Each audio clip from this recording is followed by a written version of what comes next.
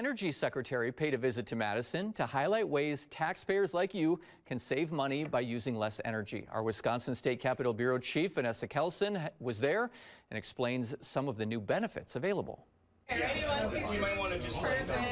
The Secretary of Energy, Governor Evers, Madison's mayor, and a Wisconsin congressman visited a Madison home today to look at windows. So the windows behind you in that room are all new.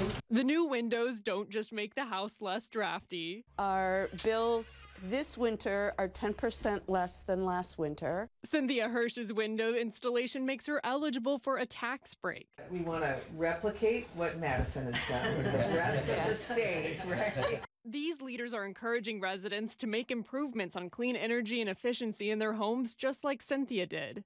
This is so important to do right, and that's why talking about rebates this summer is going to be, this is summer of rebates, absolutely. $149 million are headed to Wisconsin from the Inflation Reduction Act to help other Wisconsinites save on energy. The energy burden is a huge problem for a lot of people, especially in the winter months in the Midwest. Right. Wisconsinites can receive up to a 30% tax credit for making their homes more energy efficient. Things like installing new windows or better insulation.